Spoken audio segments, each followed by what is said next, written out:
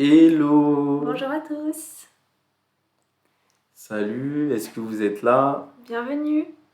Bienvenue dans les Twitch Tifis Lab.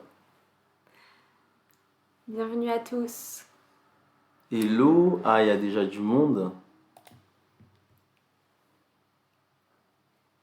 Hello! Ah oui, il y a vraiment beaucoup de monde là.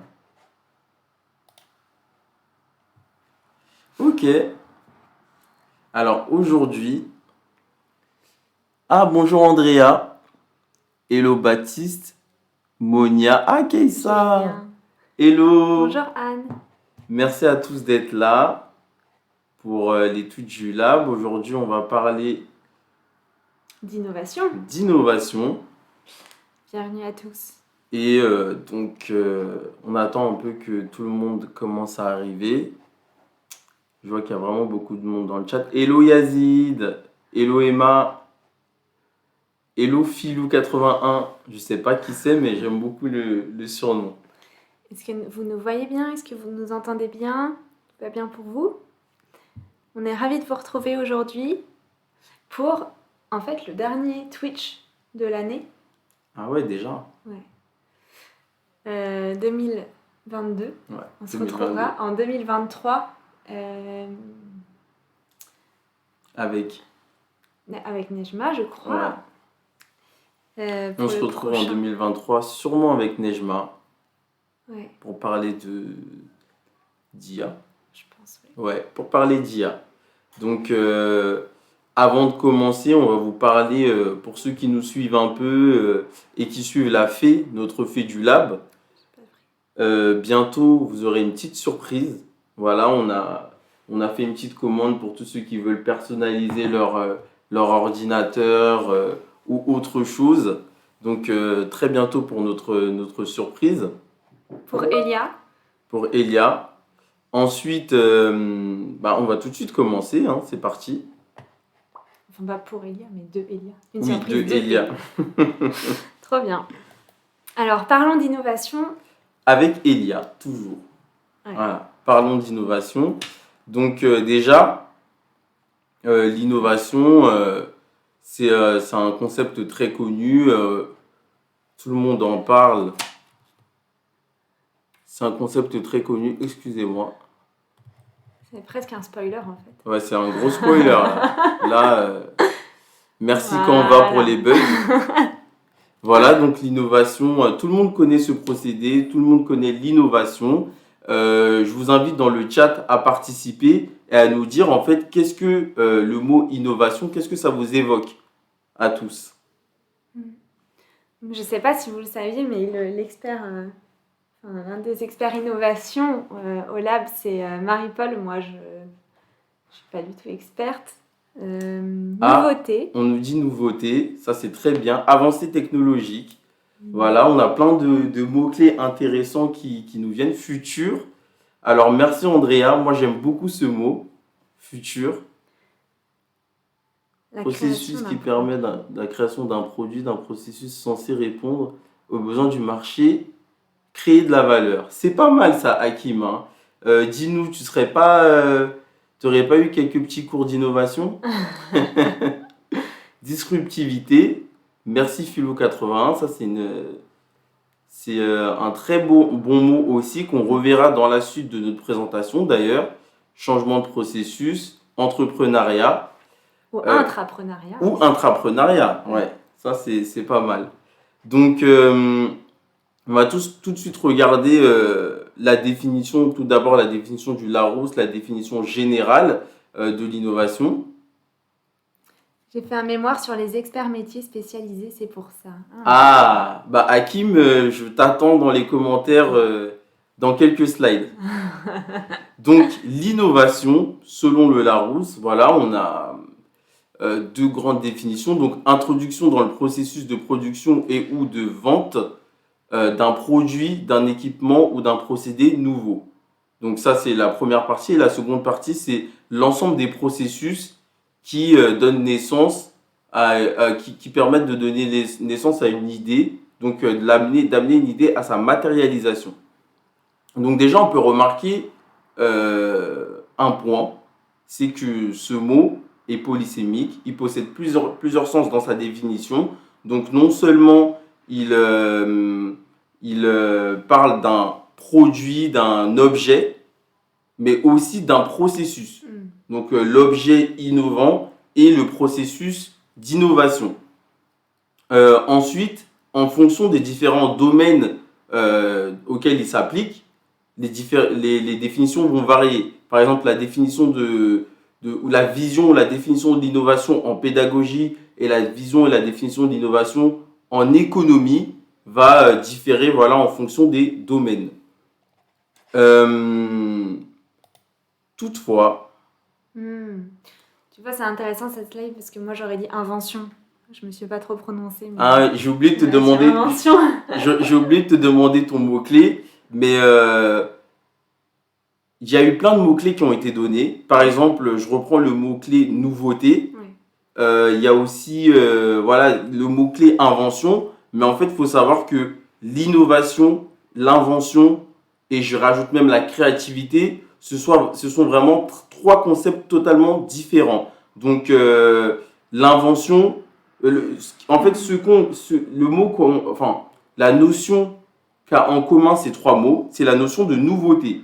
Donc, c'est pour ça que quand Cahu Pito, désolé si je prononce mal le pseudo, nous a parlé du mot nouveauté, j'ai directement réagi parce que c'est ce mot-là qui met en lien, en fait, l'innovation, l'invention, la créativité. Donc, l'invention, c'est la création de quelque chose de nouveau. Mais qu'est-ce qui fait la différence entre l'innovation, l'invention et la créativité?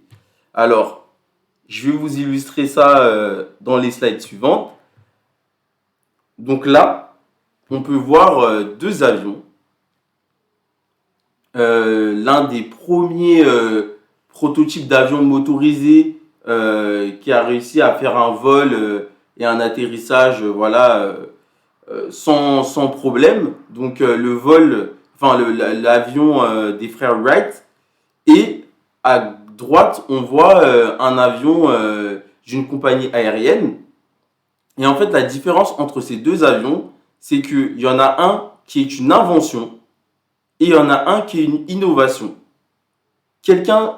Hakim, je vois que tu es très actif dans le chat. Est-ce que tu pourrais me dire ce qui fait la différence entre ces deux avions? Pourquoi l'un est une invention et l'autre une innovation? Est-ce que quelqu'un peut me dire quelque chose dans le chat? Sinon, je vous donnerai la réponse. Et toi, Louise, t'en penses quoi? Il y en a en noir et blanc et en couleur. Bah, Monia donne à peu près la même réponse que toi. Voilà, l'invention. Hakim, tu triches. Bientôt, je vais te bannir pendant 30 secondes du chat. Non. Non, c'est une blague. Le premier n'existait pas avant. Le deuxième a été amélioré. L'avancement de la technologie. À gauche, inventé car nouveau. Et avion amélioré à droite. Alors, il y a plein de bonnes réponses et plein de bons éléments de réponse. En fait, la vraie différence entre ces deux avions-là, c'est qu'il y en a un qui est une invention, qui est une nouveauté due à la technologie. On a réussi voilà, à faire voler, décoller un avion, alors qu'il y en a un qui est devenu un service qui permet de faire voyager des personnes d'un endroit à un autre, donc qui est utilisé, qui a une valeur économique, qui a un impact sur le marché et qui est mise en œuvre, utilisée par des utilisateurs et des usagers. Donc c'est ça la grande différence entre le premier avion, les premiers avions qui ont volé, qui sont des inventions, et les premiers avions qui ont commencé à avoir une utilisation commerciale. Et pour la petite anecdote, les premiers avions, ils ne transportaient pas des personnes, ils étaient plutôt utilisés pour le transport de courrier par les compagnies de poste. Et pourquoi moi j'ai choisi de mettre un avion KLM? Parce qu'en fait, c'est la première compagnie d'avions qui a été ouverte et qui existe encore aujourd'hui en fait. Donc si je me rappelle bien, elle a été créée aux alentours des années 1908 ou 9. Bon, Ah oui, ce sera à vérifier par dans le chat. Donc finalement, Voilà. L'innovation, elle a toujours vocation à être commercialisée quelque part. Exactement, avoir un impact économique ou une utilisation sur le marché. 1919, merci. 1908, 1909. 19. Merci Hakim. Ensuite, je vais vous présenter un autre exemple. Alors, cette slide-là, vraiment, est vraiment pas à sa place. Ou c'est Canva qui bug, je comprends pas. Bon, vous me rappellerez, c'est la dernière fois que j'utilise Canva dans un stream. Tu prêches une convaincue de toute façon. Bon. Et donc, là, je vous présente encore deux autres objets. Voilà. On a le watch case phonographe et une montre connectée. Donc là, je ne vais pas vous reposer la question parce que je pense que vous avez compris le principe. Est-ce que tu peux nous parler plus de la watch case? Ouais. Bah, c'est un objet assez en avance sur son temps qui a été inventé. C'était en fait qui faisait office de montre et en même temps de téléphone. Et donc, il y avait une sorte de disque à l'intérieur et un cône qui permettait après d'amplifier le son. Incroyable. Et donc, voilà, la personne qui l'avait inventé voulait que ça fasse office de montre et en même temps de téléphone. Mais le produit était assez en avance sur son temps, un peu encombrant. Je pense qu'aussi les technologies n'étaient pas assez avancées pour tout pouvoir miniaturiser et que ce soit pratique. Et donc, elle est restée au fond du placard. Elle n'a pas eu de succès sur le marché. Et donc, il est resté dans l'ordre de l'invention. Alors qu'aujourd'hui, si on le compare, je dirais, à sa version améliorée, bon, c'est pas totalement ça, mais un élément de comparaison. La montre, voilà, plus moderne. La montre connectée, voilà. Aujourd'hui, on en voit sur le poignet de plein de personnes quand on sort dans le métro. Voilà, on en voit vraiment partout des montres connectées. C'est commercialisé. C'est un objet qui est venu bouleverser justement le marché des objets connectés et aujourd'hui qui est un outil du quotidien pour certaines personnes. Donc, encore la différence entre innovation et invention. Et là, la différence, pas entre innovation et invention, mais plutôt entre créativité et innovation. Donc, là, je pense que tout le monde reconnaît le presse-citron. Voilà. Il va y avoir une explication quand même sur cet objet intriguant. Pas de souci, il y aura une explication, mais déjà, j'ai envie de vous demander qui utiliserait le premier presse-citron ou qui préfère le second presse-citron. Voilà. C'est un presse-citron. Ce sont des presse-citrons, les deux objets. D'accord. Ce sont des presse-citrons. D'accord. Bah, tiens, toi vu que tu me poses la question, Je dirais que je suis assez classique. Je vais prendre le presse-citron avec le petit récipient intégré. Ça va bien m'aller, merci. Bonne journée. Bah, figure-toi que tu n'es pas la seule à prendre cette décision-là. Pourquoi? Parce qu'en fait, le second, Anne nous dit que le second est plus pratique. Et voilà, c'était un peu la réponse que j'attendais. Parce que, en fait, tout simplement, on a à droite, avec le deuxième presse-citron, un objet très pratique et conçu pour l'utilisation, conçu pour faciliter, en fait, le pressage du citron par l'utilisateur. Donc, vraiment optimisé pour cette tâche-là. Alors qu'à gauche, on a un objet qui est très esthétique, très beau, mais qui n'est pas conçu en fait pour l'usage, qui n'a pas vocation à être utilisé et qui est aujourd'hui qui est vendu.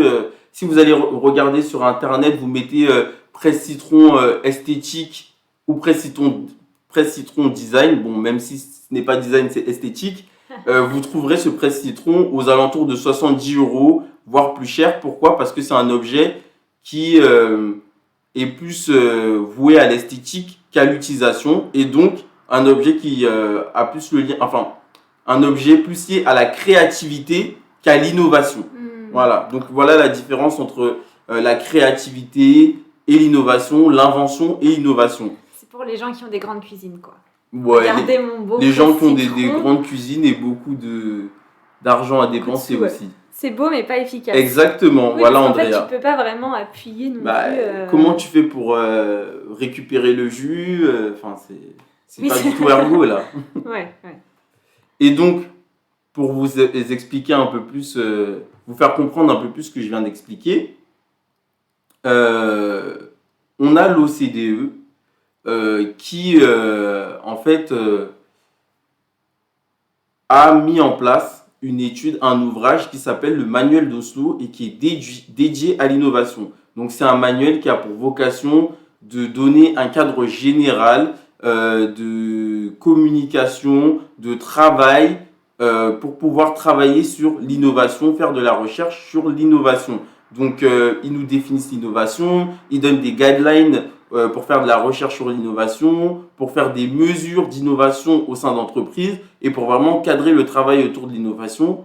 Et qu'on a vu ensemble qu'il y a un concept assez compliqué à appréhender. Voilà. Et donc, ils nous définissent l'innovation comme un produit ou un processus nouveau ou amélioré qui diffère sensiblement des produits ou processus précédents et a été mise en œuvre, mise à disposition d'utilisateurs potentiels, mise à disposition ou mise en œuvre.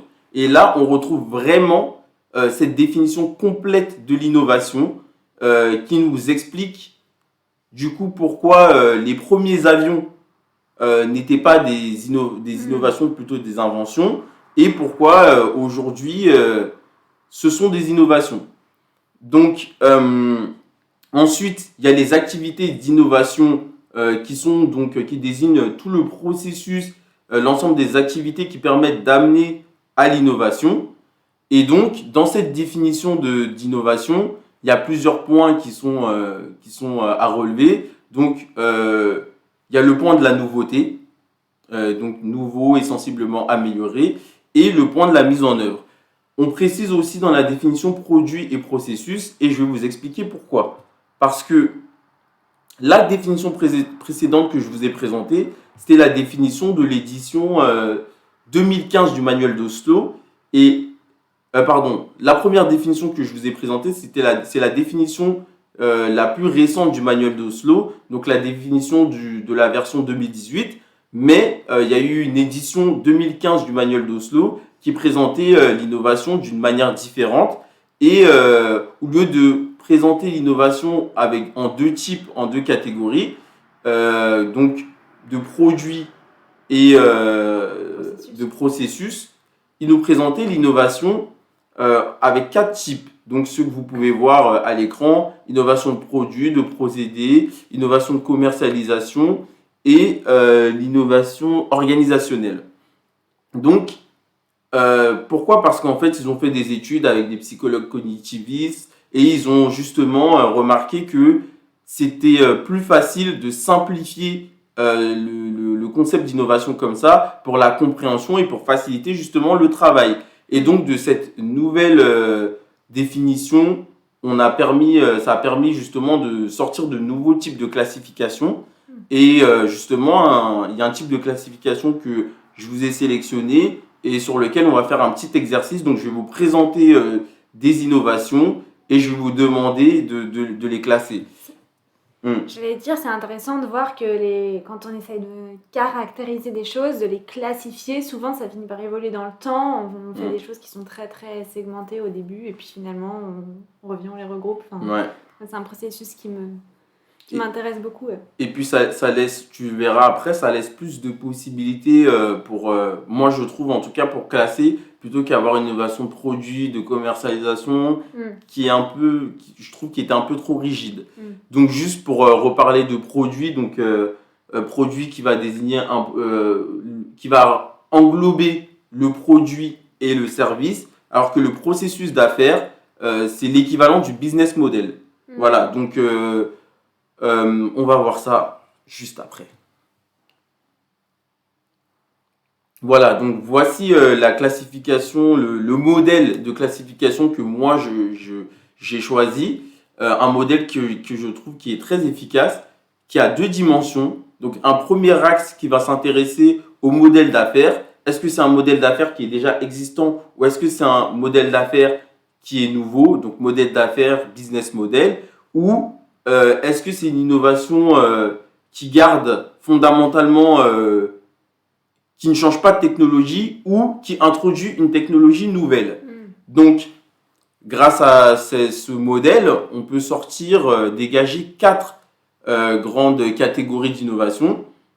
Donc, l'innovation incrémentale, l'innovation radicale, l'innovation de perturbation, l'innovation de rupture.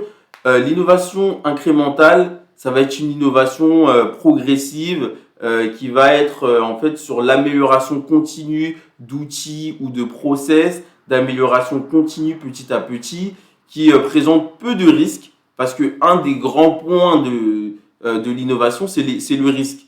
Quand on veut sortir une nouvelle technologie, on veut changer de modèle d'affaires, il y a toujours un risque, c'est nouveau, personne ne l'a fait, et il y a toujours un risque que l'innovation ne marche pas et qu'au final, elle reste au stade d'invention. Et donc, ce qui est bien avec l'innovation incrémentale, c'est qu'elle est peu coûteuse et présente peu de risques. On a l'innovation radicale, elle, qui se base plutôt sur la nouveauté technologique. Donc, on ne change pas vraiment de modèle d'affaires, mais on améliore la technologie, on introduit des technologies nouvelles pour améliorer le produit et augmenter le prix. Il y a l'innovation de perturbation, qui est une innovation assez subtile et je trouve à mon sens assez rare, mais c'est une innovation en fait dans laquelle on conserve les technologies existantes, mais on vient totalement bouleverser le modèle d'affaires, le business model du produit, de l'innovation, du produit, et donc on vient perturber le marché en le segmentant et en rajoutant en fait voilà un nouveau segment au marché qui va venir perturber l'activité principale du marché. Et après, voilà le dernier type d'innovation, l'innovation de rupture. Bon, je pense que j'ai pas besoin de passer beaucoup de temps dessus. C'est une innovation, quand elle arrive sur le marché, elle vient tout casser. Elle vient tout casser. Pourquoi? Parce qu'elle amène une nouvelle technologie, elle ramène un nouveau modèle d'affaires, elle laisse pas le temps aux anciens produits de s'adapter. Elle vient vraiment bouleverser l'équilibre du marché, l'équilibre économique du marché. Donc, je vais vous présenter trois, pardon. Trois produits. Et je vais voir dans le chat ce que vous allez me dire. Où est-ce que vous les classeriez? Donc, on va commencer par une innovation très très connue que je pense on a tous utilisé une fois dans notre vie. Qu'est-ce que vous pensez d'Uber? On dit comment? Uber? Ça dépend comment tu as envie de le dire. Donc là, le jeu, c'est de savoir si c'est une innovation radicale, une innovation incrémentale, de rupture ou perturbation. Exactement. Et bien sûr, tu peux me dire pourquoi tu penses... voilà, donc qu'est-ce que tu en penses, toi? Avant que le chat se décide. Je sais pas. Donc en fait, là, il faut se poser la question, est-ce que c'est un nouveau modèle d'affaires? Est-ce que c'est une nouvelle technologie? Exactement. C'est sûr, je pense que c'est sûr que c'est un nouveau modèle d'affaires. On parle d'ubérisation, non? Je sais pas. Non, mais là, c'est le moment où je veux dire que des bêtises. Et, Ah, merci Justine de me sauver de mes bêtises. Coucou Ifislab, innovation incrémentale parce que les taxis existaient déjà. Ah. Merci Justine de te lancer dans le bain. Merci aussi Louise. Avec vos deux réponses, je vais pouvoir un peu expliquer Uber et pourquoi ce n'est pas une innovation incrémentale, mais plutôt une innovation de perturbation. En fait, comme l'a très bien dit Justine, les taxis existaient déjà. Donc il y avait un service qui était le taxi, le transport d'usagers en taxi qui existait déjà. C'était une question piège. Franchement... Elle t'en veut, ça y est. non mais t'inquiète pas Justine, c'est compliqué comme ça. Et oui, il n'y aura que des questions pièges.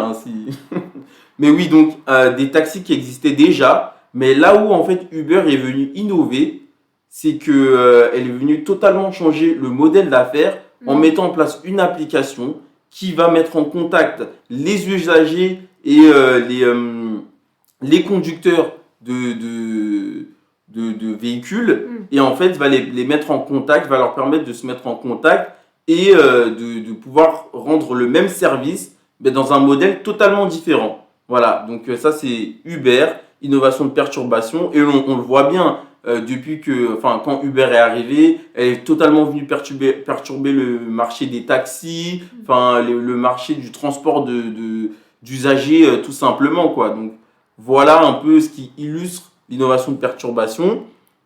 D'ailleurs, petite parenthèse, Uber est en train de travailler sur un nouveau produit qui s'appelle Uber Work, il me semble, pour venir remplacer le modèle d'intérim.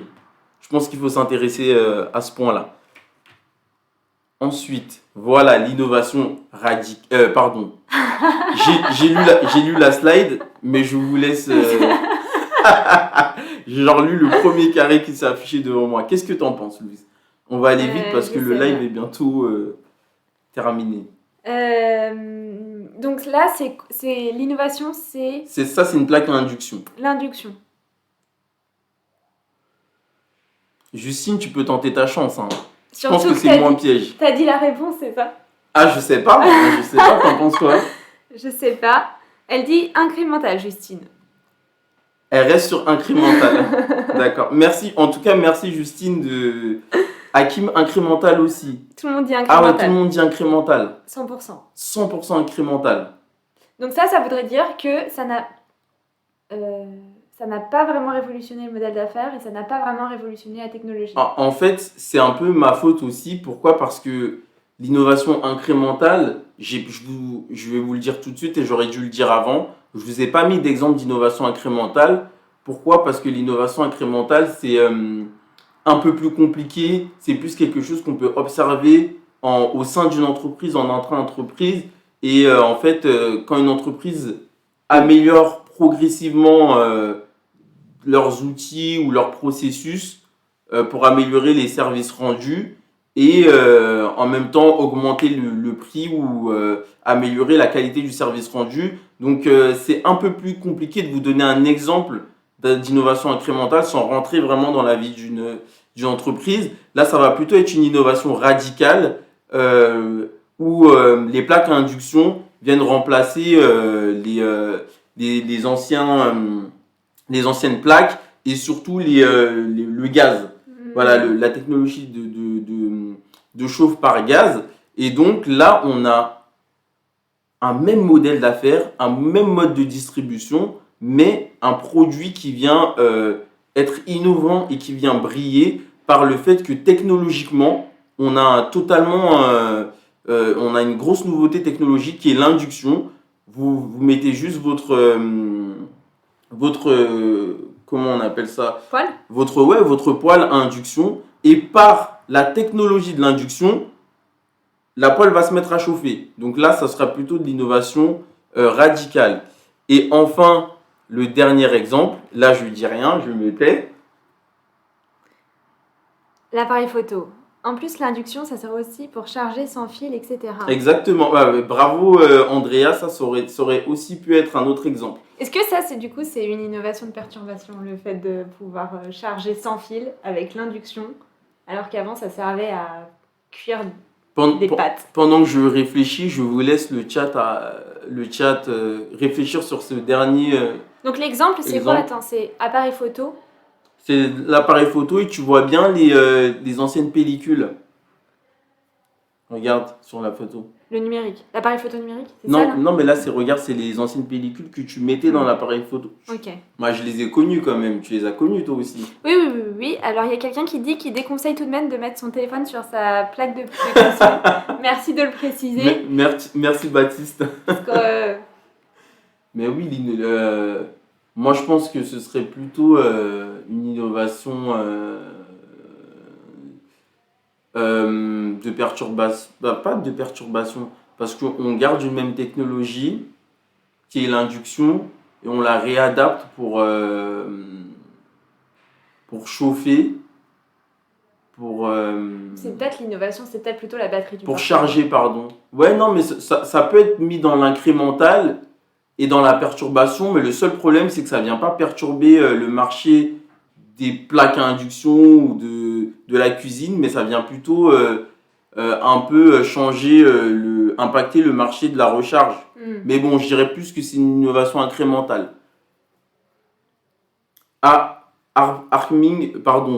Baptiste nous dit que l'appareil photo, c'est une innovation de rupture. Justine nous dit que c'est une innovation Andrea aussi nous dit. incrémentale, mais non, de rupture. Tout le monde nous dit que c'est une innovation de rupture. Et oui, c'est une innovation de rupture. Pourquoi ? Parce qu'en fait, les anciens appareils photo, avec les anciennes pellicules, les anciennes bobines, amènent deux choses. Enfin, les nouveaux appareils photo numériques amènent deux choses. Déjà, on a une nouvelle technologie qui est plus efficace que l'ancienne, qui donne une meilleure qualité de photo et qui permet de changer aussi le modèle d'affaires. Parce qu'avant, le marché des anciens appareils photo, il fallait des pellicules, il fallait ramener les pellicules chez... Partout. J'ai oublié le nom dans la salle noire là. Là, j'ai mal révisé. Ouais, mais en fait, il y avait toute une chaîne de valeur qui était liée aux anciens appareils photo, qui nécessitait de faire plusieurs actions et aussi d'avoir plusieurs points d'entrée dans la chaîne de valeur. Alors qu'avec les nouveaux appareils photo numériques, vous avez juste votre appareil photo, une carte SD ou quelque chose pour la mémoire. Vous prenez vos photos, vous n'avez pas besoin de faire quoi que ce soit avec en fait. Donc c'est ça la différence entre les anciens appareils photo et les nouveaux. Voilà les chambres noires. Et ça, c'est vraiment venu casser le marché. C'est-à-dire qu'avant, tout le monde avait les anciens appareils photo avec les pellicules, allait les faire développer en chambre noire. Enfin, il y avait tout un processus, toute une chaîne de valeur. Et l'appareil photo numérique est venu tout bouleverser, tout simplement. Trop bien. Et donc, voilà un exemple d'innovation de rupture. Donc, au final, la grande question pour terminer notre live, c'est pourquoi innover ? Pourquoi faire ? Bon, vous avez déjà eu des éléments de réponse, mais je vais quand même vous parler de Nokia. Je pense que pour les plus jeunes d'entre nous, on l'a vu passer... Qui ici a eu un Nokia ? Levez la main. Ouais, qui ici a eu un Nokia ? C'est vrai. Moi, j'ai jamais eu de Nokia. C'est vrai ? Chez Nokia. Attends. J'étais peut-être trop petit pour m'en rappeler. Mais en tout cas, je sais que j'ai vu passer Nokia très rapidement, quoi. Et légendaire. Andrea. Il y a du monde. Justine, Monia. Ne faites pas semblant, voilà. Légendaire. Ok. Et donc, qui a aujourd'hui un Nokia ? Les smartphones Nokia, c'était bien décevant. Ok. Emma aussi a déjà eu un Nokia. Et donc, pour vous parler justement de pourquoi innover, je vais vous parler de Nokia. Parce que, tout le monde connaît à peu près Nokia. Nokia, en 2007, était leader mondial du marché de la vente de téléphones, avec 437 millions de ventes cette année-là, 50 milliards d'euros de chiffre d'affaires, 43% des parts de marché. C'est quand même incroyable, 43% des parts de marché, et aujourd'hui, on n'en entend plus du tout parler. Alors, il faut savoir que Nokia avait une méthodologie d'étude de marché. Donc, il mettait en place en fait des enquêtes auprès de 77 000 consommateurs de différents pays, 123 pays. Et donc, de par toute cette étude de marché, toute cette étude de la clientèle, ils avaient mis en place 12 segments. 12 segments qui leur permettaient de cibler les besoins des consommateurs. Ils avaient aussi commercialisé environ 90 modèles de téléphone. Donc, ils étaient prêts pour eux. Ils avaient tout le marché, toutes les catégories de personnes. Ils avaient un modèle pour eux. Tous les segments de personnes, ils avaient un modèle pour eux. Et c'est ce qui, aussi, à cette époque-là, justifiait leur domination du marché. Pour autant, les smartphones sont arrivés aux alentours des années 2009, Et Nokia n'a pas su prendre le virage des smartphones. Ils ont beaucoup, comment dire, euh, sous-estimé l'impact des smartphones, de l'arrivée des smartphones sur le marché. Et pourtant, ils avaient mis en place plein d'études de marché, plein d'études de consommateurs. Ils avaient aussi des services R&D et ils avaient même, en 2004, commencé à développer des modèles avec des écrans tactiles. Donc vraiment, ils étaient à la pointe de la technologie. Et pourtant, les dirigeants en fait de Nokia ont préféré ne pas prendre de risques et de rester sur leur stratégie de base, de ne pas prendre de risques en innovant, mais de rester sur les besoins évoqués par leurs clients, les besoins qui étaient évoqués dans toutes leurs enquêtes. Mais avec ces besoins-là, en fait, ils ne pouvaient pas anticiper le besoin émergent d'avoir des smartphones. Ils ne pouvaient pas anticiper que le smartphone marchait. Et c'est là où je voulais en fait venir, dans le sens où il faut privilégier l'innovation, il faut essayer de nouvelles choses parce que quelque chose qui n'existe pas, on ne peut pas vraiment anticiper le fait que cette chose marche vraiment. Oui. Voilà. Donc, aujourd'hui, Nokia ont pris beaucoup de temps à reprendre le wagon, à faire des choses. Ils ont essayé de faire des smartphones, comme Baptiste nous l'a dit, c'était pas fou, ça n'a pas marché. Et ils se sont retrouvés dans cette situation. Donc voilà, donc manager l'innovation, c'est important. Regarder les besoins des consommateurs, rester fort dans les segments dans lesquels on est positionné, c'est très bien. Mais il ne faut pas hésiter à essayer de nouvelles choses. Il ne faut pas hésiter à faire tester les choses à ses consommateurs pour pouvoir justement identifier les nouveaux besoins qui peuvent émerger. Et c'est un peu ce qu'on essaye de faire à l'IFIS avec Mathieu, notre ingénieur pédagogique, avec IFIS Lab aussi. Voilà, on a un laboratoire de recherche dédié à l'innovation pédagogique. Donc, essayer de nouveaux outils, essayer de nouvelles choses, faire de la recherche aussi pour éclairer plein de sujets comme l'attention, l'intérêt dans la formation adulte et justement pour pouvoir améliorer en continu la qualité de nos formations. Trop bien. Je pense que tu aurais plus de choses à dire sur ça que moi. Ça fera un live, je pense, à part entière.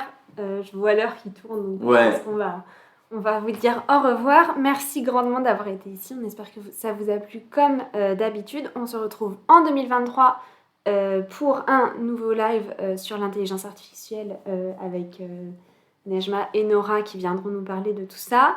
Et puis d'ici là, on vous souhaite quand même de bonnes fêtes. Ouais. C'est dans le loin, mais quand même. C'est bientôt. En tout cas, on n'aura pas l'occasion de vous le redire sur Twitch. Exactement. Donc, bonne fête. Merci pour votre participation. Vraiment, le chat, vous avez été super. Et à très vite. Et à très bientôt. Salut. Ciao.